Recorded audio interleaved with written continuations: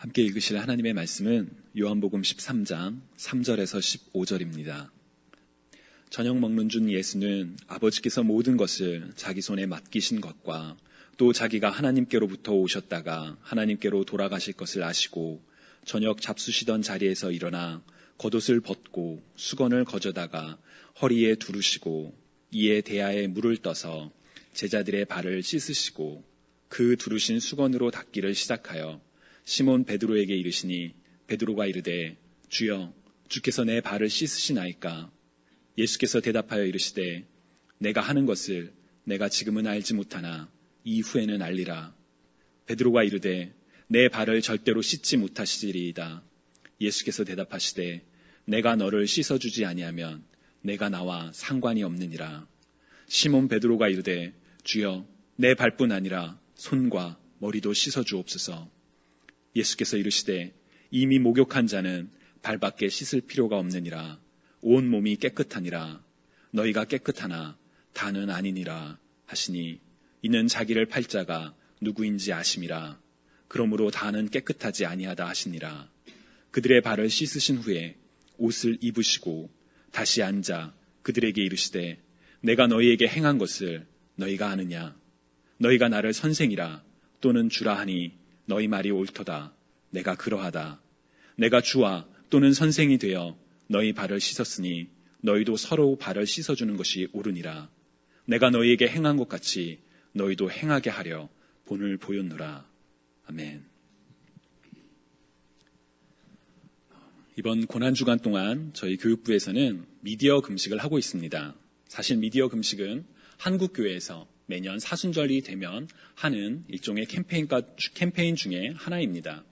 그래서인지 그거 또 하는구나 라고 식상함을 느끼시는 분들도 계실지 모르겠습니다. 이번에 주일학교와 중고등부 학생들에게 미디어 금식을 강조하면서 이런 이야기를 했습니다. 우리가 좋아하고 즐겨하는 미디어를 하지 않는 것은 일종의 자기 절제와 그리고 경건의 훈련이 될 수 있지만 우리가 고난주간에 하는 미디어 금식은 단순히 자기 절제를 위한 것이 아니라 미디어 사용을 자제함으로써 더 우리가 예수님께 우리를 위해 이 땅에 오사 고통당하시고 죽음당하셨던 그러나 부활하신 예수님을 더욱 생각하고 집중하기 위함이라고 강조를 했었습니다. 곧 내가 중심이 아니라 바로 예수 그리스도가 중심이 되도록 예수 그리스도를 생각하고 더욱 가까워지는 것, 그것이 바로 우리가 고난주간에 해야 하는 일입니다. 여러분들께서는 이 고난주간을 어떻게 보내고 계시는지요? 사실 우리 그리스도인의 삶에서 항상 그 중심에는 예수 그리스도가 계셔야만 합니다. 그러나 우리는 그런 삶을 살지 못할 때가 참 많은 것 같습니다. 그러나 지난 삶의 모습이 어떠하던 간에 이번 고난주간만큼은 다른 어떤 일보다도 예수 그리스도를 향하여 우리 마음을 집중하는 그런 시간이 되시기를 주님의 이름으로 간절히 축원합니다. 오늘은 고난주간 5번째 날입니다. 교회는 전통적으로 오늘을 Holy Thursday 혹은 Maundy Thursday라고 부르며 오늘을 기념해 왔습니다. 몬디라는 단어는 명령을 뜻하는 라틴어 모멘텀에서 유래한 단어로 바로 예수님께서 말씀하시고 직접 보여주셨던 명령들을 의미합니다. 가장 직접적인 명령은 요한복음 13장 34절에 기록된 말씀, 새 계명을 너희에게 주노니 서로 사랑하라. 내가 너희를 사랑한 것 같이 너희도 서로 사랑하라 라는 명령입니다. 이미 우리는 예수님과 율법학자들 간의 대화 속에서 예수님께서 가장 큰 계명 2가지, 가장 중요한 계명 2가지를 말씀해 주셨음을 알고 있습니다. 우리의 마음과 목숨과 힘을 다하여 주 우리의 하나님을 사랑하는 것과 우리의 이웃을 우리의 몸처럼 사랑하라는 계명이지요. 그런데 오늘 바로 예수님께서 죽음을 앞두시고 제자들과 함께한 그 마지막 식사 자리에서 새 계명이라는 단어를 사용하시면서 서로 사랑하라. 내가 너희를 사랑한 것 같이 너희도 서로 사랑하라 라는 계명을 주십니다. 그리고 예수님께서는 이 계명을 직접 말과 몸으로 보여주셨습니다. 그 직접적인 증거 중 하나가 바로 오늘 우리가 읽은 본문입니다. 오늘 본문의 핵심 이야기는 예수님께서 제자들의 발을 씻기신 이야기입니다.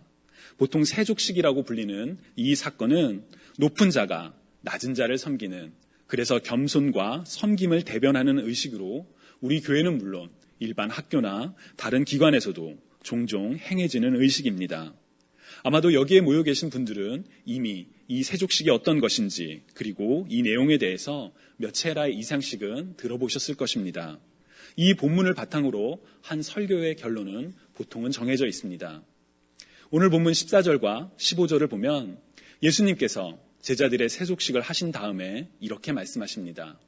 내가 주와 또는 선생이 되어 너희 발을 씻었으니 너희도 서로 발을 씻어주는 것이 옳으니라. 내가 너희에게 행한 것 같이 너희도 행하게 하려 본을 보였노라. 아멘. 주님으로 선생으로 오셨던 이가 너희의 발을 씻는 모범을 보였으니 너희도 이렇게 하라 라는 직접적인 명령을 주시고 계신 것이지요. 우리는 보통 이 본문을 바탕으로 우리도 남을 예수님처럼 섬겨야 한다는 이야기를 하곤 합니다. 네, 맞는 이야기입니다. 우리는 섬김을 받기 위해서가 아니라 섬기러 오신 인자, 곧 예수님을 따라 섬기는 삶을 살아야만 합니다. 그러나 오늘은 조금 다른 이야기를 하려고 합니다. 개인적으로 저는 설교자가 강단에서 행해야 하는 두 가지가 있다고 생각합니다. 하나는 말씀으로 계시된 하나님을 풀어서 설명하는 것입니다. 이 본문은 이런 본문입니다. 이 본문에서 하나님은 어떠한 말씀을 하고 계십니다. 이 본문을 통하여 우리는 하나님이 어떤 분이신지를 발견할 수 있습니다. 와 같이 본문에 대한 직접적인 설명이 설교의 한 축이라면 다른 한 축은 그 본문을 바탕으로 우리가 오늘을 살아가는 우리가 어떻게 살아가야 할지에 대한 권면이 있어야 된다고 생각합니다. 말씀을 통해 우리의 시선을 하나님께로 향하고 하나님의 임재를 경험한 뒤에 다시금 세상 속에서 살아가야만 하는 우리가 그 말씀을 붙잡고 어떻게 살아야 할지에 대해서 생각하도록, 즉 우리의 시선이 하나님을 향했던 우리의 시선이 우리 혹은 세상을 향하도록 하며 삶을 결단하게 하는 설교가 저는 좋은 설교라고 믿습니다. 그러나 이것은 어디까지나 저의 주관적인 생각입니다. 설교는 그 방법이나 목적, 상황에 따라 매우 다양한 스펙트럼이 존재합니다. 그럼에도 저는 말씀을 알고 그래서 우리가 그 말씀을 붙잡고 어떻게 살아가야 할지 결단하도록 돕는 설교가 좋다라고 생각합니다. 그런 관점에서 보면 오늘 본문을 통해 우리는 예수님의 섬김을 발견하고 그래서 우리도 예수님처럼 섬겨야 합니다라는 순서로 진행되는 것이 맞습니다. 그러나 말씀드렸던 것처럼 오늘은 그렇게 하지 않으려고 합니다. 가장 큰 이유는 오늘이 고난주간이기 때문입니다. 고난주간은 예수님의 고통과 죽음을 기억하는 시간입니다. 그렇기 때문에 우리의 관심이, 우리의 초점이, 우리의 시선이 고난주간만큼은 예수님을 향했으면 합니다. 특히나 오늘은 고난주간 중에서도 매우 특별한 날입니다. 아니, 예수님의 삶 속에서 33년 동안 지속됐던 예수님의 삶 속에서 가장 긴 하루가 바로 이 날이었을 것입니다. 성경은 이 목요일, 곧 잡히시기 전날에 예수님의 행적을 구체적으로 기록하고 있지는 않습니다. 하지만 요한복음 13장 1절에 기록된 것처럼 예수님께서는 세상에 있는 자기 사람들을 사랑하시되 끝까지 사랑하셨고 분명히 평소와 같이 그들을 사랑하며 아주 바쁜 시간들을 보내셨을 것 같습니다. 말씀을 가르치셨고 병자를 고치셨으며 복음을 전파하셨던 예수님의 삶이 그날도 계속되지 않았을까? 그 말씀과 그 사랑과 그 치유를 통해 예수님의 사랑이 증거되지 않았을까? 조심스럽게 추측해 봅니다. 그리고 그날 저녁 죽음을 앞두고 사랑하는 제자들과의 마지막 식사가 시작되었습니다. 제자들과 함께 하셨던 마지막 식사, 우리가 보통 최후의 만찬이라고 불리는 이 이야기는 사복음서 모두에 기록되어 있지만 요한복음에는 그 내용이 조금 더 특별하게 기록되어 있습니다. 오늘 본문 3절과 그리고 4절 전반부를 보면 저녁을 먹는 중 예수는 아버지께서 모든 것을 자기 손에 맡기신 것과 또 자기가 하나님께로부터 오셨다가 하나님께로 돌아가실 것을 아시고 저녁 잡수시던 자리에서 일어나셨다라고 기록되어 있습니다.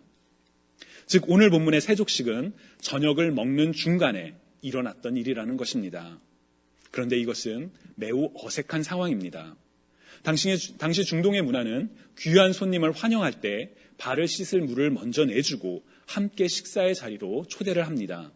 구약 성경에는 이런 문화를 확인할 수 있는 사건들이 곳곳에 기록되어 있지요. 가장 이른 사건은 창세기 18장에 아브라함이 하나님이 보내신 세 사람을 영접할 때였습니다.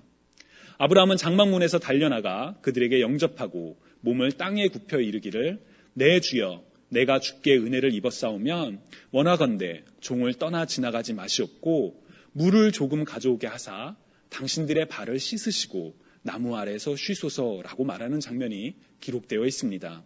즉 손님 접대의 시작은 바로 손님들의 발을 씻음에서부터 시작된다는 것을 알 수 있습니다.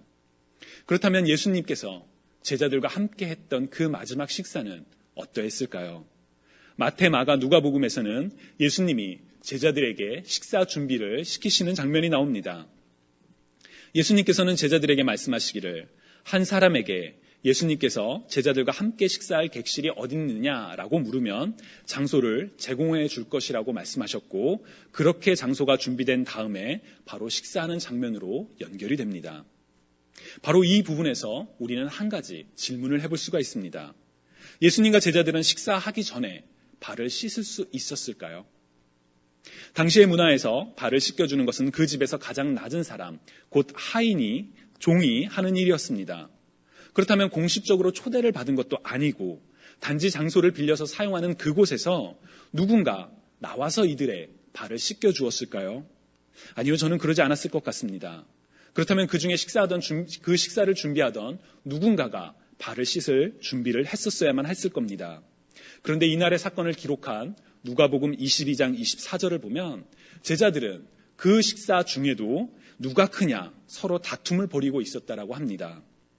예수님과 함께 3년을 지내왔지만 그들은 누군가를 섬기기보다는 자신들만을 생각하고 있었다라는 것을 우리가 생각해 볼 수가 있죠. 그런 상황 속에서 예수님께서 갑자기 일어나셨습니다. 주님으로서, 스승으로서 본인이 누리고 있는 것이 당연한 그 자리에서 일어나셨습니다. 그리고 겉옷을 벗고 수건을 가져다가 허리에 두르셨습니다. 그리고 대야에 물을 떠서 제자들의 발을 씻기시기 시작하셨습니다. 매우 어색한 순간에 어색한 행동을 하셨던 것이지요. 혹자는 이 모습을 예수님께서 하나님과 동등됨을 취할 것으로 여기지 아니하시고 자기를 비워 종의 형체로 오사 자기를 낮추시고 죽기까지 순종하셨던 그 모습에 비유하기도 합니다. 하늘의 영광의 자리에서 일어나사 거룩의 옷을 벗으시고 죄인의 형상으로 오사 죽기까지 섬기셨던 바로 그 예수님의 삶이 겹쳐지는 이 장면이 바로 이 세족식의 순간이라는 것이지요. 예수님께서는 어떠한 마음으로 제자들의 발을 씻기셨을까요? 지난주 설교 때 예수님께서 예루살렘 성으로 입성하실 때의 그 마음을 상상하며 나누었던 적이 있습니다. 며칠 뒤면 하나님의 품으로 돌아가게 될 것이라는 기대감, 그러나 며칠 뒤면 조롱당하고 핍박당하고 고통당하고 죽게 될 것이라는 그 불안감, 지금은 호산나라고 외치며 환호하는 저들이 이제 며칠 뒤면 나를 십자가에 못 박으라고 외칠 모순들, 저는 세족식을 거행하실 때 예수님께서 겪으셨던 그 마음의 상황도 이와 비슷하지 않았을까 싶습니다. 바로 이전의 내용을 기록한 요한복음 12장 27절을 보면 지금 내 마음이 괴로우니 무슨 말을 하리요? 아버지여 나를 구원하여 이때를 면하게 하여 주옵소서. 그러나 내가 이 일을 이유하여 이때에 왔나이다 라고 말씀하시는 예수님의 모습을 볼 수가 있습니다. 죽음을 앞둔 고통, 그러나 그 모든 것을 순종하겠다는 결심하고의 그 갈등은 계속됩니다. 식사를 마치시고 겟세마네 동산에서 마지막 기도를 들으실 때 아버지여, 만일 아버지의 뜻이거든 이 잔을 내게서 옮기시옵소서. 그러나 내 원대로 마시옵고 아버지의 원대로 되기를 원하나이다 라고 말씀하시며 땀이 땅에 떨어지는 핏방울처럼 핏방울이 되도록 기도를 하셨고 심지어 십자가 위에서 하신 말씀 중에 하나는 엘리 엘리 라마 사박다니 곧 나의 하나님 어찌하여 나를 버리셨나이까 와 같은 고통 섞인 절규를 외치실 정도였습니다. 예수님께서는 제자들을 끝까지 사랑하셨습니다. 그러나 제자들은 말로 형언할 수 없는 그 고통과 죽음을 앞두고 예수님을 두고 자기가 더 높다고 자랑하기에 급급했습니다. 심지어 그중 하나는 자신을 팔 가룟 유다도 포함되어 있었습니다. 그러나 예수님께서는 아무런 말씀 없이 자리에서 일어나 제자들의 발을 씻기기 시작하셨습니다. 말씀을 깨닫지 못하고 심지어 나를 배반할 그 제자들의 발을 씻기기 시작하셨던 것이지요. 예수님께서는 도대체 어떤 마음이셨을까요? 요한복음 13장에서 17절에는 이날의 예수님의 마음을 알 수 있는 내용들이 기록되어 있습니다. 여러분, 이 말씀들을 오늘 꼭 한번 읽어보시기 바랍니다. 이제 몇 시간 뒤면 죽음을 앞두고 있고 심지어 배신을 당하고 버림을 받을 것을 알고서도 어떻게 이런 말씀을 하실 수 있을까? 도저히 이해가지 않는 그런 말씀을 하십니다. 본인 스스로도 계속 고통에 대한, 고난에 대한 갈등이 있으셨으면서도 제자들에게 하시는 말씀은 사랑 그 자체입니다.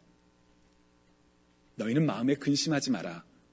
하나님을 믿으니 또 나를 믿으라. 내가 너희의 거처를 예비하러 간다. 내 이름으로 무엇이든지 내게 구하면 내가 행하리라. 내가 너희를 고아와 같이 버려두지 아니하고 너희에게로 오리라. 너희는 마음에 근심하지도 말고 두려워하지도 말라. 너희도 나처럼 박해를 받을 것이다. 그러나 담대하라.